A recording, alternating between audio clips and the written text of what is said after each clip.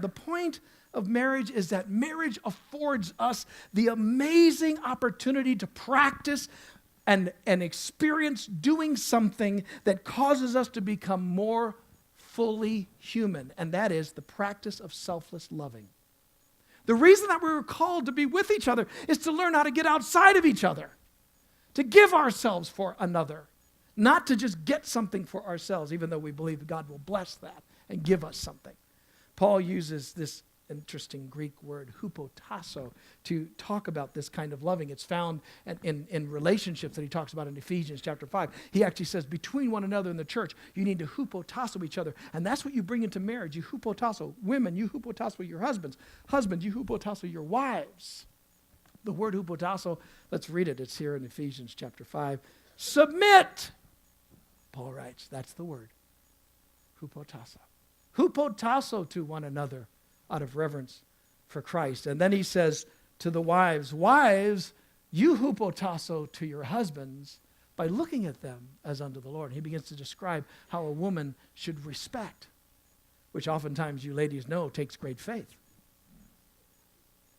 And then he goes on to say about the husbands in verse 25. And it says, husbands, love your wives. Interestingly, this word wives, submit to your husband, in the actual Greek, it doesn't say wives, submit. It just says wives to your husbands as unto the Lord. It's pulling from the former verse. Hupotasso one another. Wives, you hupotasso by looking at your husband with respect. And then husbands, you hupotasso your wives is the context, which suggests that when people tell you that women should submit to the husband, it's usually a guy telling you that, and they're basing it on verses that they don't understand. Yes, women should submit to men, but get what else? Men are supposed to submit to women.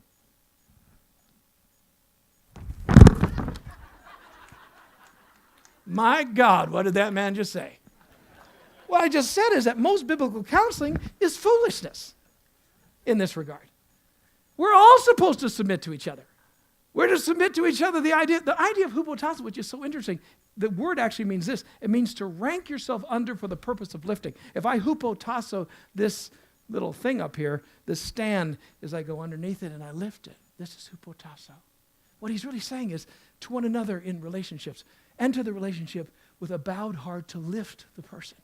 When you wives enter your marriage, enter in with the bowed heart to lift that man. And the way you do it is just by honor and respect. Men, the way that you enter into a relationship is by bowing and hupotassoing your wife, by seeing her as Christ sees the church and loving her with kindness of words, washing her and speaking kindness because of her beauty. Now, obviously, sometimes women don't always act beautiful, so you have to do that by faith as well.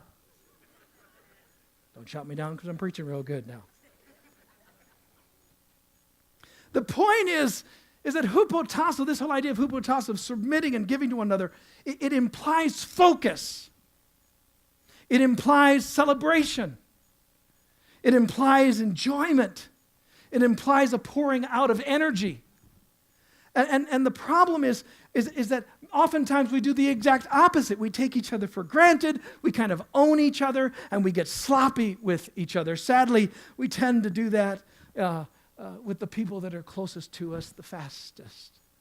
It's a weird thing. J.R. Tolkien had this sort of philosophy that when you possess something, it disappears. You remember the little ring of the trilogy of the Lord of the Rings, where the ring kind of made people disappear. The idea that sort of the directionality of that philosophy was possession makes stuff disappear, makes you disappear, makes the thing disappear. And we tend to do that with each other. You all get this. I remember when we first got our first house. This was in Wisconsin. And we moved into it prematurely because it wasn't finished. It was a fixer-upper. Excuse me. Fixer-upper. And we got in there before the carpets got laid. And there was this old, ugly, kind of orangey shag 70 or 68 rug, right, in 1968. And so we had to pull that all out. Well, we pulled it all out, but we didn't get the new rugs in before we moved in, because it got delayed or something. And so we move into the house. We've got Michael, our oldest, who was probably about 3. And then we had Robert, our second, who probably was here, was about 8 months old, or 7 months old probably. And he was crawling everywhere. And but on this floor, they had pulled it all up. And what was left was kind of the remains of the shag carpeting, kind of the gross kind of black weirdness like toe jam. You know what I'm talking about? And the nails were sticking up. So we just, had to grab the kids and go through that area to go upstairs. And every once in a while, Robert would sneak out hands and on his little, knees. And he'd go and we'd find him in that gross area. In fact, one time Gail found him eating the toe jam remains of the carpet. She's, we're calling the carpet. They find that one day the carpet guy shows up, and first thing they lay the pad. And dude, I'm looking at that pad thinking, now that's a pad. I mean, it just was like singing to me.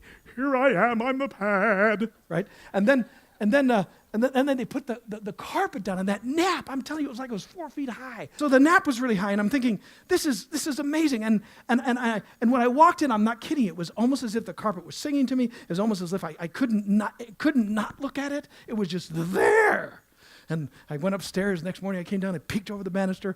I'm checking out the carpet. It was just it was just alive, that carpet was.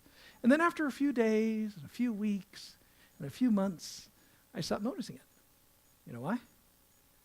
Because I owned it. And what you own disappears. It stops impacting you. It stops singing to you. And then people would come over and they say, man, that's a pretty carpet. And I could kind of remember how it was. It was like a wisp of a dream, how it used to impact me, how it used to sing to me, but it doesn't anymore. Right? See, we do that with people. They come into our lives, we start dating, we're just enthralled with each other, we're paying attention to each other, and then somehow when we cross and we get married, it's real easy to put the ring on, and everything disappears. We start owning each other, stop celebrating each other. We lose the wonder of people. We lose the innocence of running after them. We lose the innocence of enjoying them. But that's what God wants in marriage. He wants a man and a woman to chase each other for life.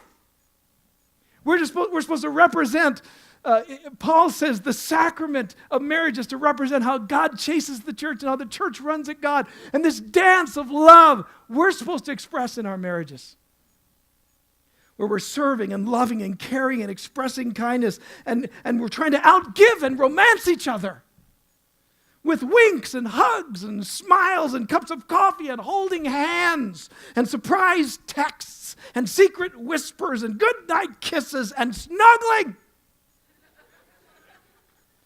Not just, let's have sex, brace yourself.